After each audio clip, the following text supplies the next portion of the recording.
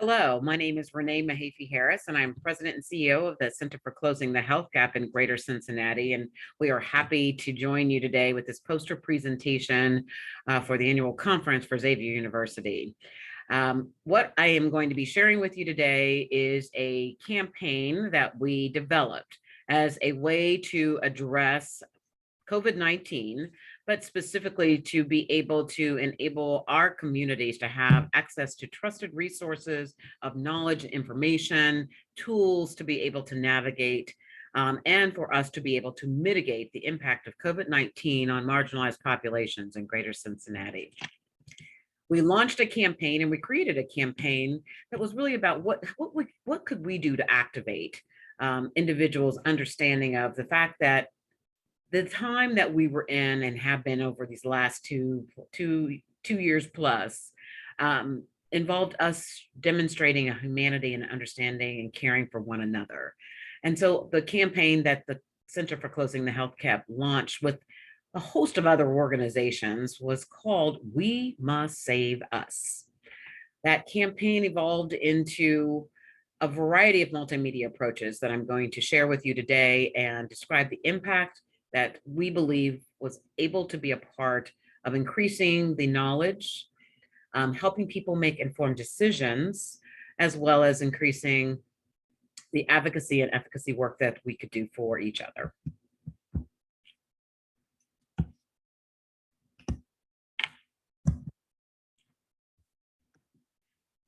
This first slide describes the research that we conducted first. And that research was focused on increasing the awareness, building knowledge, and expanding the capacity to mitigate the impact of COVID-19 on Black and Brown populations in Hamilton County.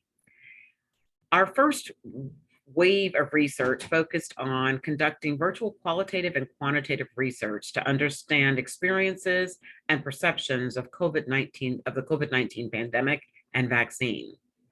To develop a dynamic multimedia campaign, we hosted virtual information sessions, and that's how we conducted engagement. And we conducted 6 sessions for the community with mental health support groups, which as we were conducting our research, we found that the impact of COVID-19 from schools being closed to impacts to our income of individuals, specifically mothers throughout the Greater Cincinnati community. The mental health support groups, which were led by mental health therapists for Black and Brown women across our community, became very much a priority, and that was driven by what we learned from the research, and we still continue those support groups today.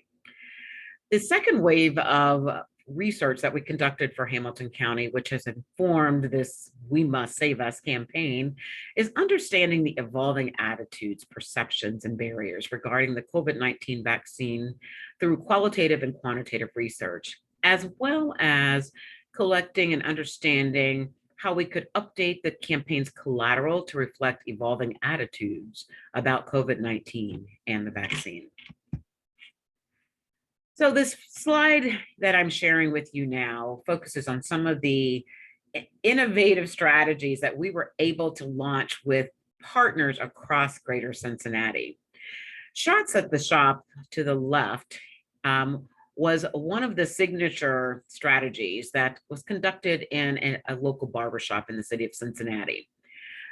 This barbershop and the barbershop owners were also part of a national initiative.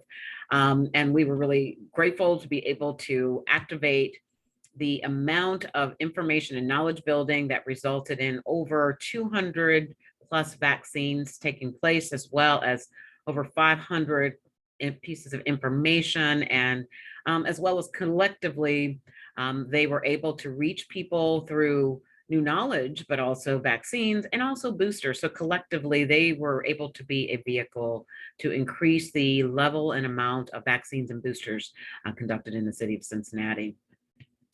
Over the period of 1 year, we were able to conduct over 26, it was actually over a period of 6 months. So I know that seems like incredible, but from June through December of 2021, we were able to conduct over 26 vaccine events, again, in partnership with many organizations. We had over 4,600 people attend those various types of events focused on vaccine education and vaccine utilization. We were able to conduct over 348 vaccines and boosters, distribute over 400 test kits, and provide over 500 pieces of knowledge and building through information that was shared.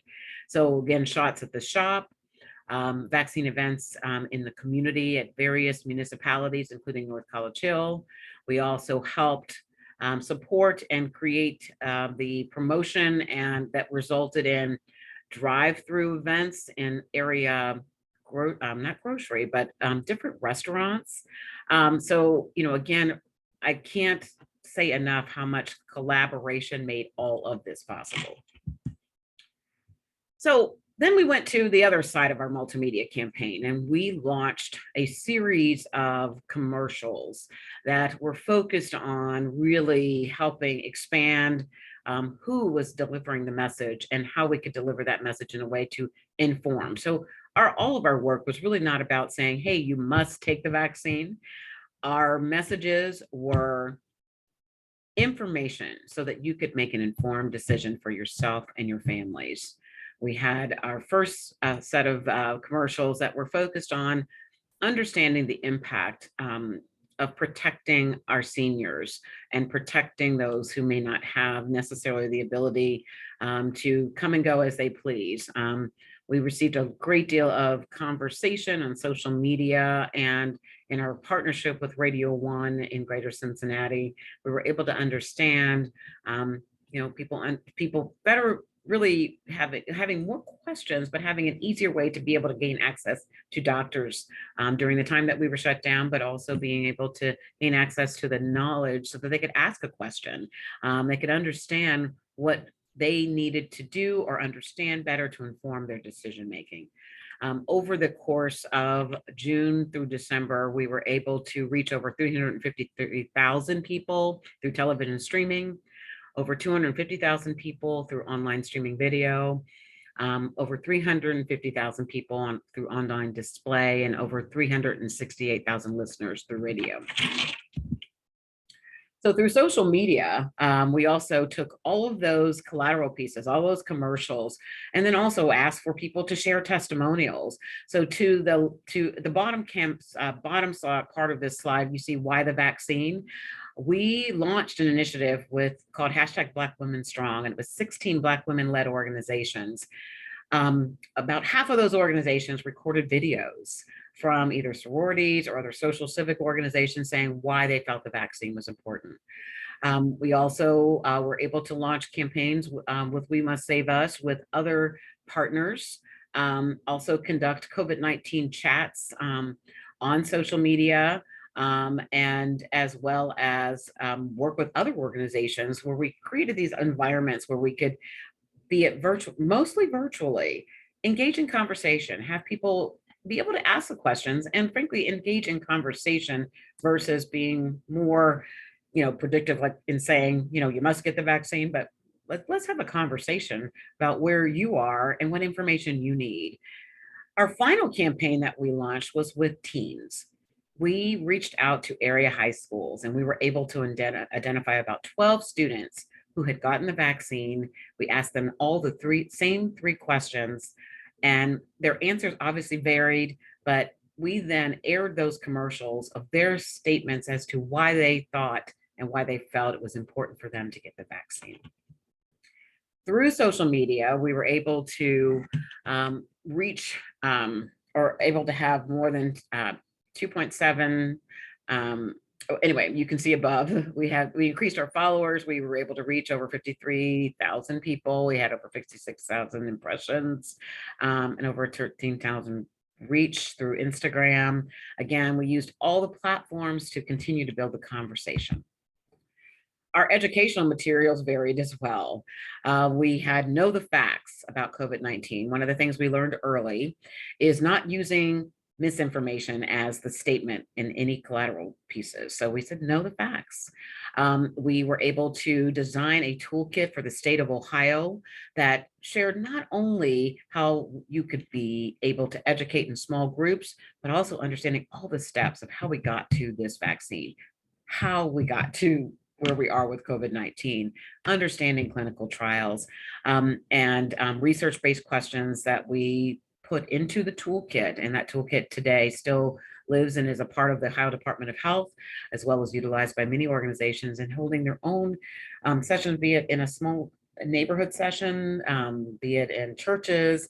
Again, it was about providing and creating resources that would be able to be accessible and utilized by anyone based on where they were, meeting people where they are. We also worked with about 50 Black physicians.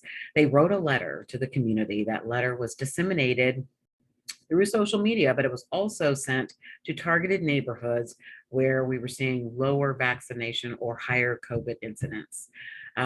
Those doctors, the Black Physicians, Cincinnati Medical Association, will really have been our partner and continue to be our partner. When we received questions on social media or there were concerns raised, we would send those questions and concerns to them, and they would then in turn respond, and we would share that back with the person. Through the last 6 months, that range of June through December of 2021, we distributed over 5,000 COVID educational flyers. And we also, in April of 2020, launched town halls. To date, we have conducted over 40 town halls with experts, with parents, with teachers, with superintendents, with many leaders across our community so that we could create that conversation. And so where you see the COVID-19 virtual town hall for the Black community, the flyer that we included in this poster presentation was our number 35, but this we are in the process of promoting our 41st town hall. Again, those town halls would not be possible without many experts, doctors, parents, individuals saying, hey, I want to be a part of the conversation.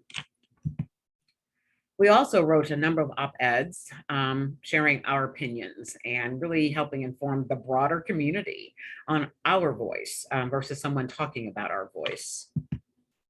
And we are really blessed as an organization to be serving the residents of Greater Cincinnati for over 18 years. Our message is to lead the efforts to eliminate racial and ethnic health disparities. We are working to build a culture of health by engaging the very people, the stakeholders, policymakers, everyone involved in the quality of life factors so that we can be informed in creating interventions and strategies to empower the knowledge that we need to be able to advocate for ourselves and advocate for the lives of our community. I thank you for inviting us to be a part of today of the poster presentation for Xavier University. And we thank you, and we hope that we all continue to prosper and take good care of each other because we must work together to save us. Thank you.